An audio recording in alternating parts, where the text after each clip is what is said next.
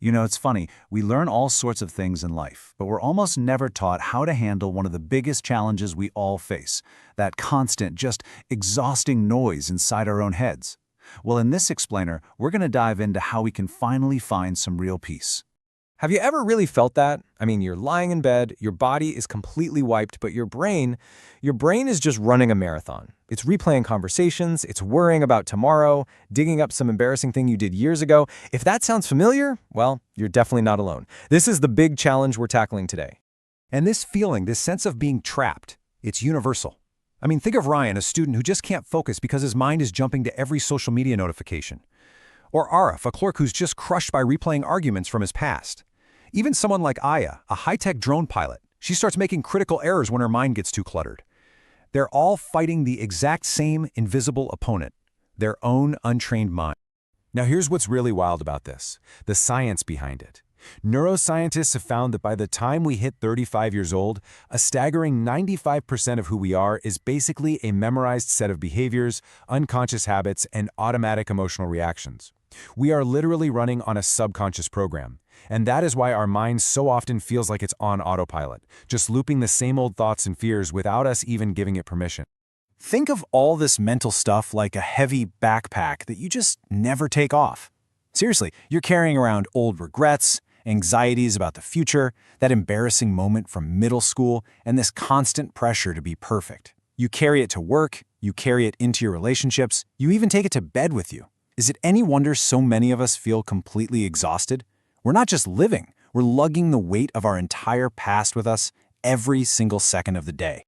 So what do we do about it? Well, our first instinct, almost always, is to fight. We tell ourselves, just stop thinking about that. Or come on, just clear your mind. We try to force silence, to push down the thoughts we don't like. But the thing is, this approach is deeply flawed. It almost always backfires, and it usually makes the noise inside our heads even louder. There's a great story about a samurai master who explained it this way. Trying to fight your mind is like throwing stones into a pond to make it still. All you're going to do is create more ripples. The real path to clarity, he said, is to just let the water settle on its own. Instead of fighting your thoughts, you just observe them. You notice them without getting hooked, and eventually the surface becomes clear all by itself. Okay, so this is a really crucial point. Emptying your mind does not mean becoming a blank slate with zero thoughts. That's pretty much impossible. It's actually a huge shift in perspective. It means letting go of all that unnecessary chatter so that your awareness, your true self, becomes clear, calm, and able to respond to what's happening right now. The samurai had this amazing word for this state, mushin, which means the mind without mind. This was the ultimate goal for the young warrior Akiro in the story. It wasn't about erasing his thoughts, but getting to a state where he could act without being paralyzed by them, a state of pure presence and effortless action, totally free from the noise of fear and ego. Here's another really powerful way to visualize it. Just imagine your mind is a perfectly still lake. It's calm, it's totally clear, and it reflects the sky perfectly. But all day long, stones are getting thrown into it. A notification pops up on your phone. That's a stone. A worry about work. Another stone. A random memory from the past. Yep, another stone. Each one creates a ripple, distorting the surface. And when too many stones hit at once, all you can see is chaos. So, emptying your mind simply means stopping the constant throwing of stones and just allowing the water's surface to become still again.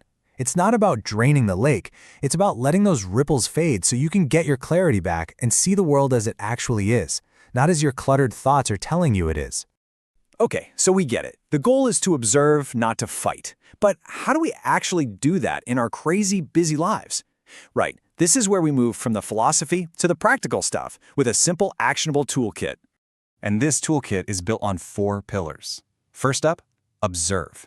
Instead of getting tangled up in your thoughts, just notice them. See them like clouds passing in the sky. You are the sky, not the clouds. The second is to breathe. Your breath is your anchor, always there in the present moment. Whenever you feel lost in the noise, just come back to your inhale and your exhale. Third, and this might be the most important one, return. Your mind will wander. That is what minds do. The whole practice is just gently and without any judgment, returning your focus. Every single time you bring it back, you're strengthening that mental muscle. And finally, you get to act. With practice, this all leads to that state of mushin, where your actions just flow from a place of quiet clarity, not mental chaos. Now, if your mind feels way too full to even try sitting in silence, here is a super powerful first step, the brain dump. It's incredibly simple. You just get a notebook, set a timer for 5 or 10 minutes, and write down absolutely everything that's in your head. Don't organize it, don't try to solve anything. The goal is just to move all that noise from your active mental workspace, think of it like your computer's RAM, onto paper, onto a hard drive. This gets the clutter out of your head and creates that little bit of space you need to finally breathe. So, why does all of this even matter? I mean, what's the ultimate payoff for doing all this work? Well, it's not about becoming some detached monk living on a mountain. It's about gaining a really profound sense of freedom and control right in the middle of your everyday life.